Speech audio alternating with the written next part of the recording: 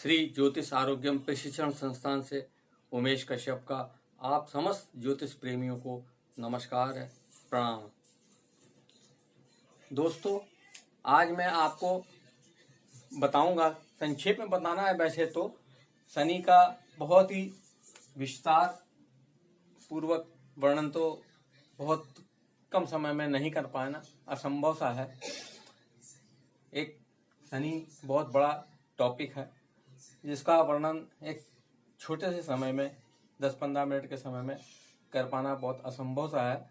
तो हम प्रयास करेंगे छोटे से प्रोग्राम में आप सभी का ध्यान आकर्षण करते हुए शनि के प्रभाव को और तथा उपायों को भी हम संक्षेप में आपका वर्णन करने का प्रयास करेंगे।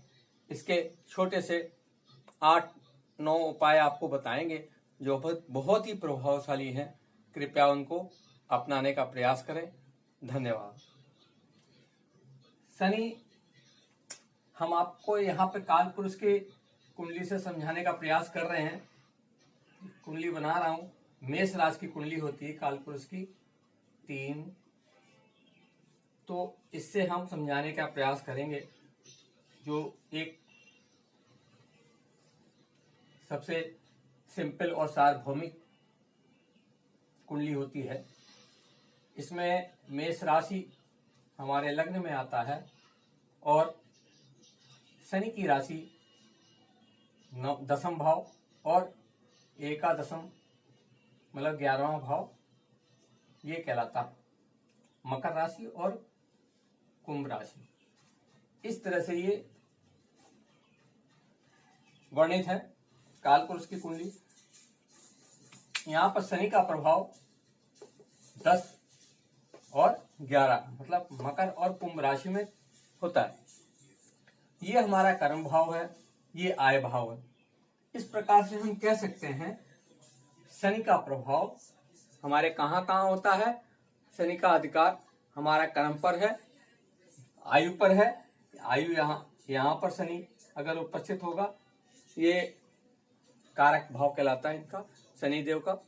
तो आयु भाव, आय भाव, आयु भाव, कर्म भाव और आय भाव, इनमें शनि का प्रभाव देखा जाता ही है। और शनि का वाहन कौवा होता है और शनि का नक्षत्र 3 नक्षत्रों का नंबर पहला पुष्य नक्षत्र, दूसरा अनुराधा नक्षत्र,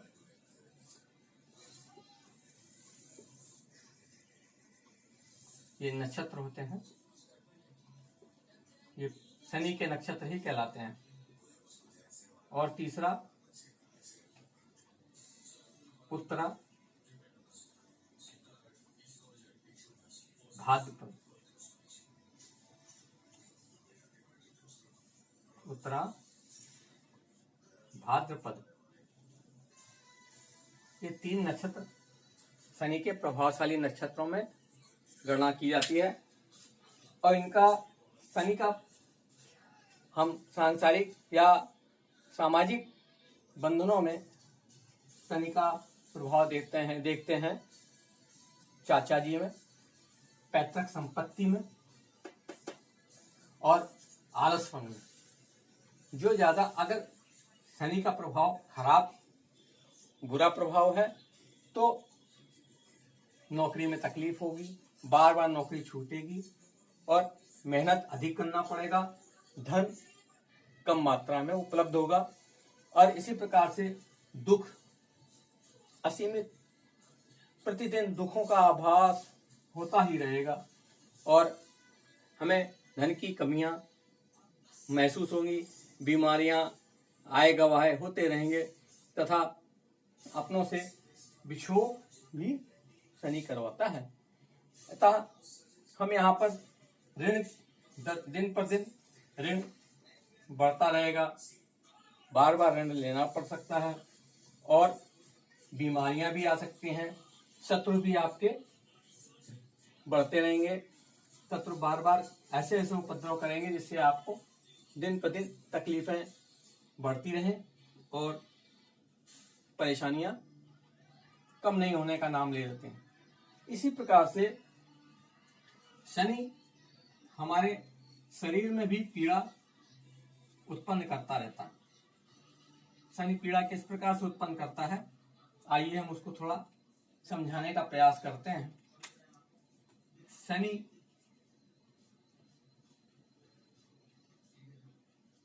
राहु एवं बुध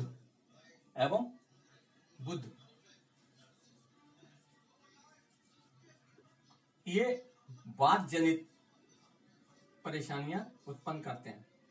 वात जनित किसको कहते हैं? जैसे घुटनों में दर्द, नसों में दर्द, पूरी हड्डियों में जहां भी दर्द होता है उसको उत्पन्न करने में शनि का ही हाथ होता है। शनि वात जनित बीमारियों का कारक है। इसी प्रकार से सूर्य, मंगल,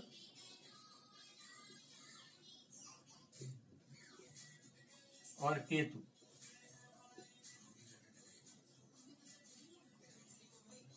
ये तीन ग्रह जो हैं पित्त जनित बीमारियों का कारक कहलाते हैं।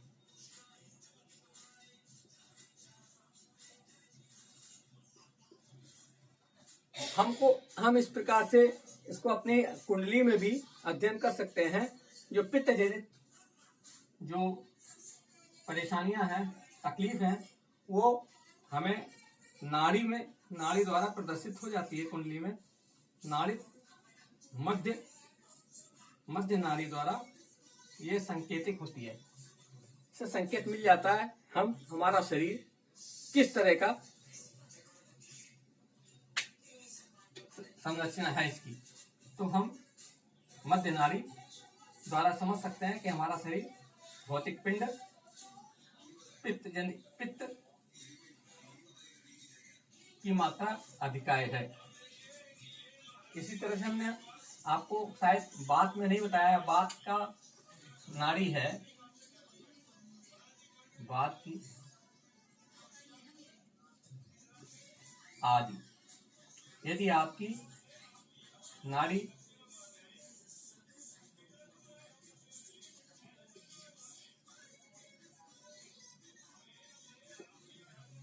अगर आदि है तो आप बात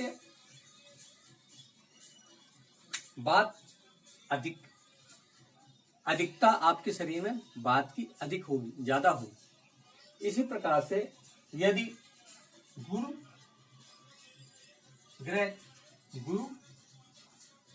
शुक्र और चंद्र, गुरु, शुक्र एवं चंद्र के द्वारा ये कारक हैं किसके? हमारे भौतिक पिंड में जो शरीर हमने धारण किया है उसमें कफ, यदि नाड़ी उसमें हमारे कुंडली में दी गई है, नाड़ी कौन सी है आपकी? तो नाड़ी अंत्य होगी,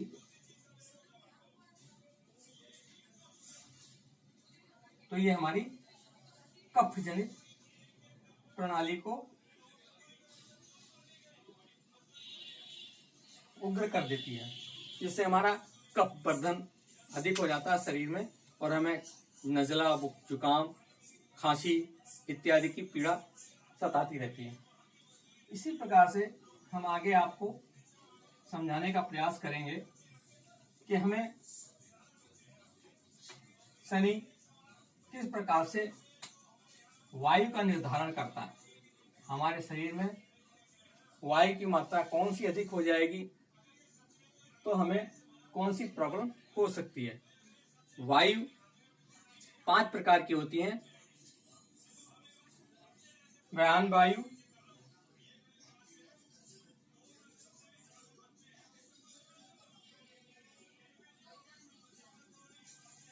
प्राण वायु,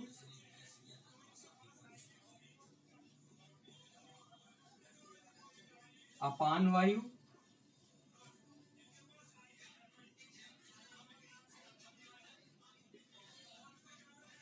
समान वायु,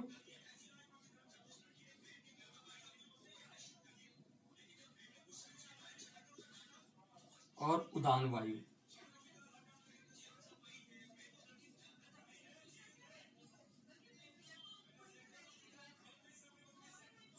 इन वायु के द्वारा ही हमें शरीर का संचालन, भोजन, उत्सर्जन, पाचन, इन्हीं के द्वारा हमें सहयोग मिलता है। ये वायु पूरे शरीर में व्याप्त रहती है। जहाँ भी यदि हमारा शरीर, भौतिक शरीर में वात, पित्त, कफ की समान मात्रा उपलब्ध होगी तो हमें वायु का संचालन भी प्रॉपर रहेगा, जिससे हमें शरीर में परेशानियां, बीमारियां कम होंगी तथा हम स्वस्थ रह सकेंगे। इस प्रकार से ये हमारा यहाँ पंचम भाग जो है, पंचम भाव शरीर के ऊपरी हिस्से को वायु द्वारा संचालित करता है पंचम भाव तक, और छठे वायु से आगे तक ये हमारा, ये एक से लेके पंचम भाव तक ये पेट यहाँ पर आ जाता है। यहाँ तक कैसे समझाते हैं आपको। ये सर है, ये हमारा गला है, ये कंधा है, और ये चेस्ट वगैरह आती। यहाँ पर अगर शनि की, तो इसी प्रकार से वायु के द्वारा हर जगह पर दर्द क्रिएट होता है, परेशानियां बढ़ती हैं, और हम कहते हैं हमारा मांसपेशियों में दर्द हो रहा है। ये प्रॉब्लम इस तरह से हम समझाने का आपको प्रयास कर रहे हैं। अगर 6 नंबर से आगे चलता है तो ये हमारे यहाँ पर हमारा पेट, ये मूत्राशय वगैरह यहाँ पर संचालित होते हैं। ये मृत्यु का घर है, ये नितंब आते हैं, ये घुटने, यहाँ पर पिंडलियां, और ये तलवा यहाँ पे आता। इस प्रकार से शनि हमारे पूरे शरीर में वायु का संचालन करने में सहायक होता है। सॉरी, शरीर में पीलापन बढ़ेगा यदि नीचे भाग में शनि का प्रकोप रहेगा।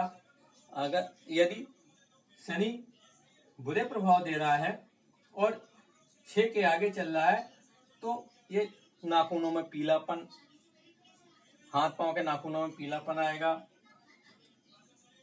खून में हीमोग्लोबिन की कमी हो जाएगी, नशे का आदी इंसान हो जाएगा, और हृदय रोग, यहाँ पर अगर वायु का उत्पीड़न बढ़ेगा तो हृदय रोग की संभावना बढ़ जाती है। इसी प्रकार से हम इनके अब उपाय जानने का प्रयास करेंगे, जो मुख्य रूप से हम आपको वर्णन करने का प्रयास करेंगे। कृपया उनका उपयोग करें और अपने प्राणों की रक्षा करने का प्रयास करें, क्योंकि प्राणवायु भी इसी द्वारा, शनि के द्वारा संचालित होती है। और इन्हें हम उपाय किस तरह के करते हैं, उपाय कैसे होते हैं, वो समझाने का प्रयास करने का कोशिश कर रहा हूं। नंबर पहला, मंत्रों के द्वारा,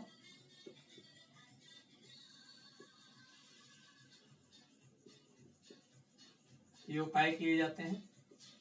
दूसरा, यंत्रों के द्वारा,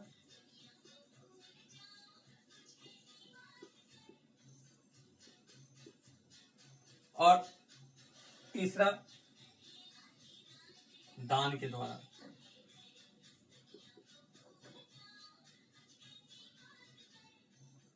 यंत्र में हमारे ज्यादातर नगीने, जेम्स वगैरह आते हैं, और मंत्रों द्वारा जो हम स्फुटित करते हैं अपने जिह्वा से, वो मंत्र कहलाते हैं। और ये देवताओं द्वारा, ऋषियों मुनियों द्वारा लिखित किए गए हैं, उनसे उत्पन्न बनाए गए हैं, रचना की हुई है। और दान जो हम अनाज वस्तु का दान किसी गरीब को या गाय को करते हैं, उसको दान इसका संबोधन दिया गया है। तो हम अब बताने जा रहे हैं कौन कौन से उपाय इसमें कारगर होते हैं। मंगलवार एवं शनिवार सुंदरकांड का पाठ करने। दूसरा,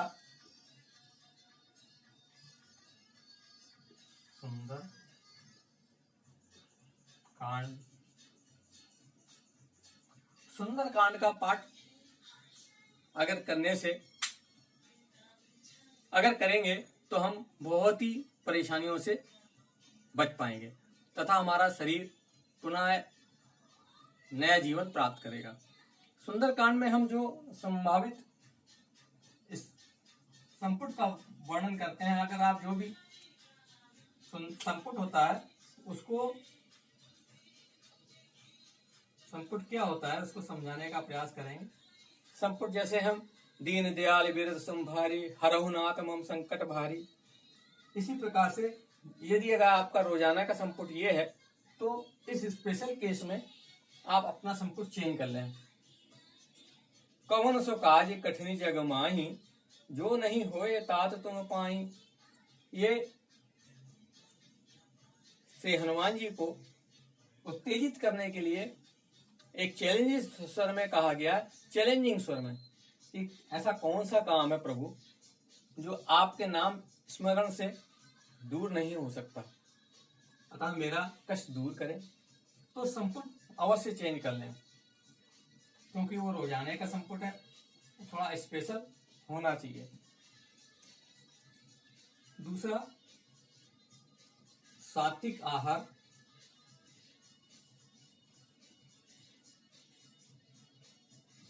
सेवन करें। मदिरा, अंडा, मांस, मछली का सेवन कदापि न करें, अन्यथा दुष्परिणाम ही प्राप्त होते हैं। तीसरा, चाचा जी से मधुर संबंध बनाएं। चाचा जी ना भी बोले तो भी आप अपनी तरफ जब भी आवश्यकता हो या कोई काम पड़े, या हमेशा उनको सम्मान की दृष्टि से अवश्य देखें और उनका सम्मान करें। इससे आपका शनि मजबूत होगा तथा सहायक होगा आपके जीवन यापन के लिए। चौथा, शिव जी की आराधना। शिव अथवा कृष्ण, क्योंकि शनि परम कृष्ण भक्त और परम शिव भक्त भी था, इसलिए उन्होंने शिव की पूजा भी करी और कृष्ण की आराधना भी करी। तो हम यहाँ पर एक बहुत ही उत्तम मंत्र की विधि बताते हैं, इनको अपनाएं। ओम क्लीं कृष्णाय गोविंदाय कृष्ण वल्लभाय स्वाहा। ओम क्लीं कृष्णाय गोविंदाय कृष्ण वल्लभाय स्वाहा। ये आपको 2 बार बता दिया। अगर इसको रिपीट कर करके आप सीखने का प्रयास करें, आपको बहुत ही सुलभ हो जाएगा जीवन। 5वां मंत्र आपको विधि बताते हैं। कृपया सूर्य उदय से पहले सूर्योदय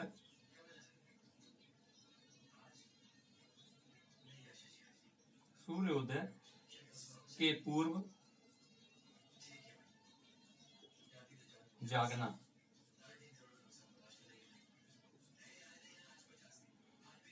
ये अति उत्तम नियम है। कृपया सूर्योदय से पहले जाग जाएं। अभी सभी अपने सभी कार्यकलाप क्रियाक्रम करने के बाद सूर्य को जल अवश्य दें। ओम भास्कराय नमः ऐसे करके जल दें, जिससे और पैरों को पर जमीन पे जल को ना गिरने दें, किसी गमले में या बाल्टी में जाए गिरने दें जल को। उसके पश्चात उस जल को किसी गमले वगैरह में अर्पण करते हैं। कोशिश करें कि सूर्य में सफेद चंदन, सफेद पुष्प और थोड़ा सा गंगा जल मिक्स कर लें। इससे सूर्य अति प्रसन्न होंगे। और यथासंभव काले तिल भी डाल लें तो अति उत्तम रहेगा, क्योंकि सूर्य आत्मा कारक है। ये हमको पूरे विश्व में जहां भी जन प्राणी जीवन रहता है वहां पे अपनाना चाहिए। इससे अति उत्तम उपाय, अति उत्तम काम सुलभ होंगे। इसके उपरांत छठा है पीपल के वृक्ष की सेवा करें।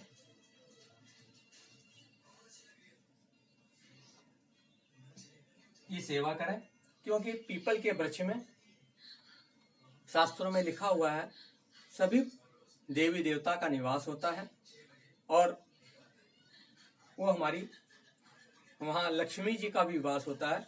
वो हमारे निश्चित रूप से परेशानियां समाप्त करने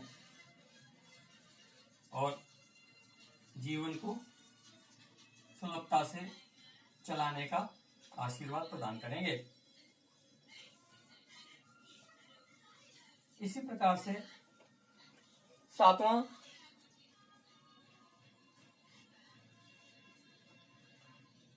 क्या है, सात मुखी रुद्राक्ष